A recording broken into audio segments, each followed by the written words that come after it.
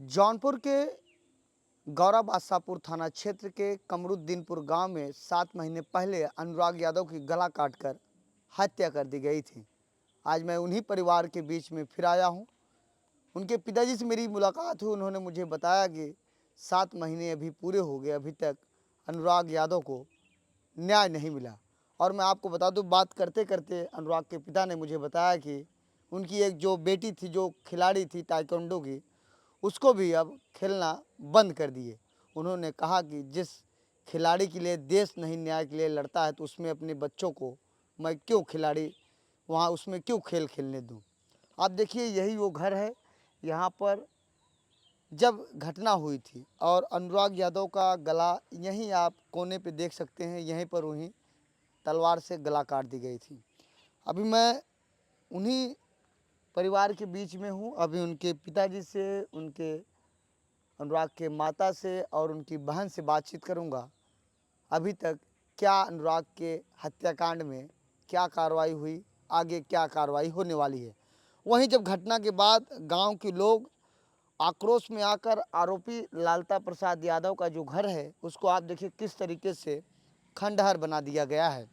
और मैं आपको बता दूं, तमाम बड़े बड़े अधिकारी आए, बड़े बड़े दावा किए अनुराग यादव को न्याय मिलेगा, आरोपियों के घर पर बाबा का बुलडोजर चलेगा, लेकिन अभी तक ऐसी कोई कार्रवाई देखने को नहीं मिली। वहीं अनुराग के पिताजी का कयास है कि मेरे बेटे को कब तक न्याय मिलेगा और कब योगी बाबा जी ऐसे आरोपियों के ऊपर कार्रवाई करेंगे। आइए उनके पिताजी, माताजी, उनकी बहन से बातचीत करता हूँ। अभी तक आपके घटना में 7 महीने पूरे हो गए हैं। क्या कार्रवाई हुई, आगे क्या न्यायालय में चल रहा है बातचीत। तमाम ऐसे लोग आपकी घटना को जानना चाहते हैं कि अनुराग को न्याय कब मिलेगा। भैया, अब कब मिलेगा न्याय, इस प्रश्न का जवाब मेरे पास नहीं है। कब मिलेगा इसका जवाब नहीं है, लेकिन मैं कोशिश कर रहा हूँ, मैं प्रयास कर रहा हूँ। आप सब लोगों का सहयोग है कि जल्द से जल्द न्याय मिल जाए। मैं सबको नमन नमन और प्रणाम करता हूँ, माननीय न्यायालय को भी और अधिवक्ता संघ को भी। आप सब लोग हमारा बहुत सहयोग कर रहे हो। मैं गरीब आदमी, मैं कुछ कर नहीं सकता, मेरे बस की चीज़ नहीं है, और कब मिलेगा ये मुझे पता नहीं है। लोग बता रहे थे कि जब जानकारी मैं इकट्ठा करने लगा तो सुनने में आया कि आपका बेटा से नहीं, उसमें वकील साहब को घटना को अंजाम देना चाहता था। आरोपियों द्वारा इस तरीके से जानकारी प्राप्त हुई। अच्छा भैया, आप तलवार लेके दौड़ रहे हो और आप जिसको मारना चाहते हो वो नहीं मिला, कोई और मिल जाता तो आप काटते चले जाओगे गाजर मूली की तरह।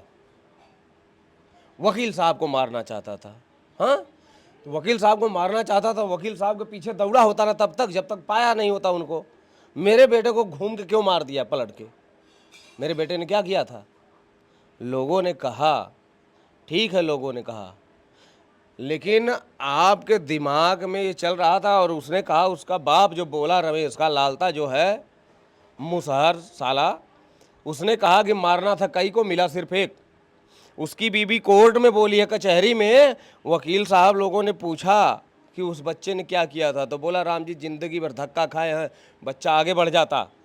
तो मतलब तुम्हारे आगे कोई आगे नहीं बढ़ पाए, तुम्हारा बेटा दरोगा हो गया, तुम करोड़पति हो गए, और कोई नहीं हो पाएगा। आपको जिन लोगों ने ये चीज बताई है जी वो उनके दोस्त हैं, जी। वो उनके दोस्त हैं जो कहते हैं, इस चीज को कन्वर्ट करना चाहते हैं, घुमाना चाहते हैं इस केस को, कि मारना नहीं चाहता। अच्छा भैया, हम आपको मारना नहीं चाहते, फिर भी आपके गर्दन पे तलवार चला देंगे? तो कहीं ना कहीं मैं भी टारगेट में था। बिल्कुल। लालता का पहला वाला वक्तव्य आप देखिए, उसने पहली बाइट यही दी थी जब कप्तान साहब ने पकड़ा था, तो उन्होंने कहा कि तुमको शर्म नहीं आई? तो बोला, शर्म किस चीज़ की? आज नहीं रंजिश पुरानी थी, आज नहीं कल ये होना था, मारना था कई को, मिला मिला सिर्फ एक, सिर्फ एक। नहीं, उसमें जब तत्कालीन एसपी अजय पाल शर्मा थे, जी, जब वो आए तो पिस्टल लहराते हुए, तो एक तरफ आरोपी, उसमें ये भी आरोप लगा कि एक तरफ आरोपी को भगा रहे हैं, एक तरफ पिस्टल लहरा रहे हैं। भैया मैं इस बारे में कुछ कह नहीं सकता, क्योंकि उस समय मैं था ही नहीं। उस समय मैं था नहीं।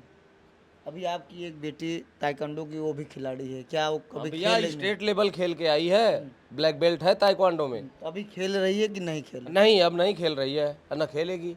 क्यों?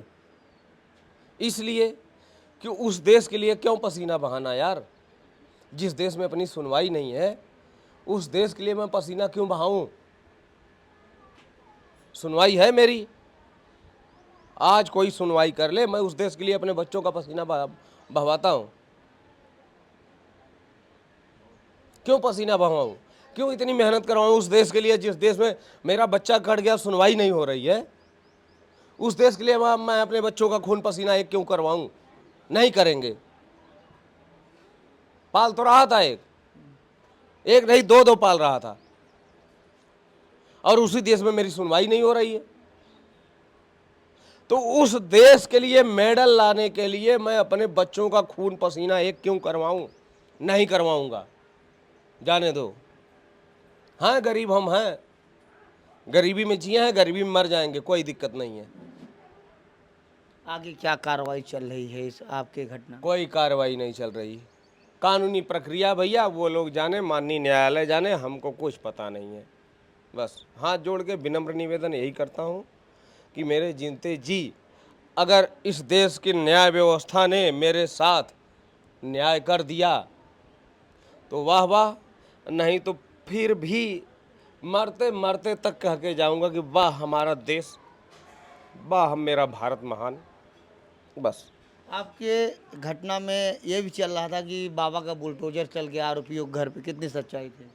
कहाँ चला है, आपने देखा उसमें ना? खैर सब सदर के एसडीएम थे, उन्होंने भी आपको बहुत कहा कि मैं आपके साथ खड़ा हूँ, आपका बेटा हूँ, आपका भाई हूँ, तमाम तरीके की उन्होंने बात रखा था। उन्होंने आपकी क्या मदद की? जी कुछ नहीं किया किसी ने, और जिन्होंने किया उसका भी धन्यवाद, जिन्होंने नहीं किया उनका भी धन्यवाद भैया। जी। मैं गरीब आदमी कुछ बोल नहीं सकता। तो यह अनुराग के पिता हैं, और मैं आपको बताना चाहता हूँ अनुराग इकलौता इनका पुत्र था जो एक ताइक्वांडो खिलाड़ी था, और इनकी एक अनुराग की जो बहन थी वो भी एक ताइक्वांडो खिलाड़ी थी।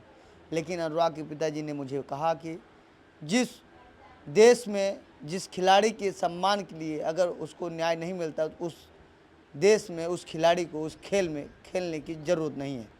फिलहाल इस खबर को देखने के बाद आपको क्या प्रतीत होता है, अपनी राय जरूर दें। ऐसे आप देखते रहिए आपका अपना चैनल आज़ाद VIP न्यूज़।